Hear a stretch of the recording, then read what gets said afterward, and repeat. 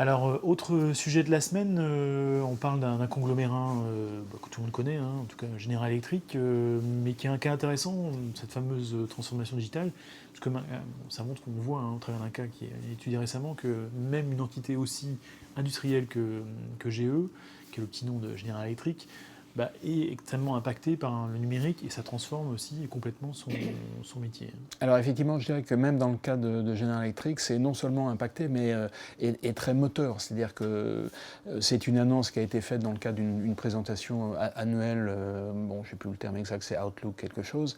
Et donc, c'est la suite de premières annonces qui ont été faites en 2013. Donc, c'est pas nouveau, mais c'est le prolongement et qui montre que les ambitions de General Electric dans le domaine du numérique, à la fois pour se transformer en interne, mais pour apporter de nouveaux services à ses clients, sont absolument gigantesques.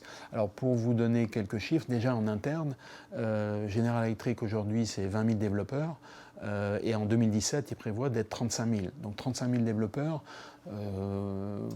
Je ne pense pas qu'il y ait beaucoup d'éditeurs qui aient en interne 35 000 développeurs. Donc ça donne une idée déjà de la taille.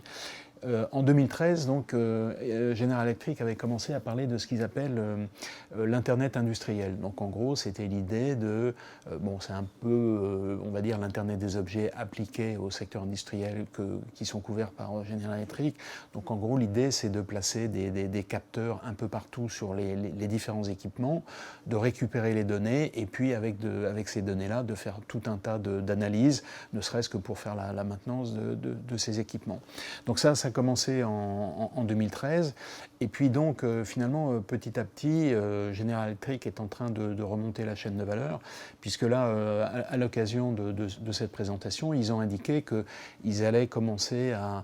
Donc, ils ont développé tout le logiciel qui va avec. Ils ont une plateforme d'analyse de toutes ces données. Là, on parle de... C'est des données qui sont produites par des capteurs. Donc, c'est par tous les équipements, les moteurs d'avion, enfin, tout ce que vous pouvez, les turbines, tout ce que vous pouvez imaginer. Donc, c'est des volumes absolument considérables.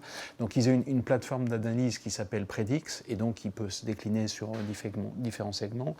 Et donc, là, ils sont en train de remonter un petit peu la chaîne de valeur. Donc, ils vont commencer à développer des capteurs, et puis après, des serveurs spécialisés, des routeurs, et ça, c'est des développements, des co-développements qui sont faits avec HPE et puis Cisco. Et évidemment, et là va se poser le problème qui doit être un problème un peu comparable avec ce qu'on connaît sur le réseau électrique, c'est-à-dire, en gros, est-ce qu'on récupère les données et on les transmet tout de suite, je dirais, sur le cloud, sur des équipements centraux, ou est-ce qu'on en fait une première analyse, donc filtration, traitement en local, et puis on envoie ensuite sur le cloud. Donc c'est un peu l'image d'un réseau. Hein. Je pense que les analogies des réseaux sont à peu près, les problèmes que ça pose sont à peu près tous les mêmes, parce que l'idée, c'est évidemment, ce serait intéressant d'avoir à transporter un peu moins de données sur le cloud. Donc tout ça est en cours. Donc ça, c'est un des développements qu'a annoncé General Electric et qui n'en est qu'au tout début. Ils font part d'une cinquantaine de clients de référence. Alors évidemment, le client basique de General Electric, c'est pas une start-up. Je sais pas moi, ça peut être American Airlines qui a tous ses moteurs d'avion qui sont en maintenance proactive, comme ils disent, par General Electric. Donc c'est des choses assez importantes. Donc ça, c'est le premier volet. Le deuxième volet, c'est l'impression 3D. Et donc, ils se lancent aussi dans ce marché-là. Ils ont fait l'acquisition de 2 sociétés. Et donc, là aussi, c'est à une dimension importante, puisque ça va chiffrer rapidement en centaines de millions de dollars, voire 1 million de dollars, je crois, en 2020. Et donc là, l'idée, c'est de réaliser des prototypes de petite taille en impression 3D, beaucoup plus rapidement, bien entendu, puisque là, il y a une fois qu'on a fait le croquis, on peut l'imprimer tout de suite et voir ce que ça donne. Donc c'est aussi un marché qui est un peu adjacent au précédent, mais qui traduit cette transformation numérique de General Electric. Le dernier point aussi, pour donner une idée de la taille, parce que là on est...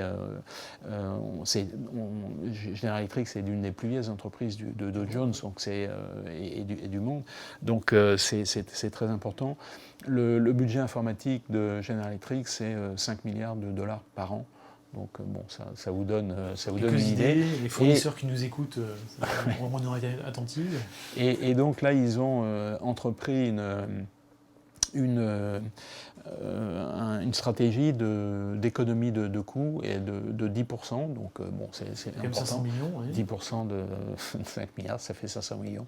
Donc c'est assez considérable. Alors les éléments pour faire ça, c'est assez traditionnel. C'est de la consolidation, c'est de la standardisation, c'est du sourcing plus ciblé. Ça veut dire que là où il y avait 1000 fournisseurs, ils vont en avoir peut-être que 200, avec possibilité de négociation plus importante.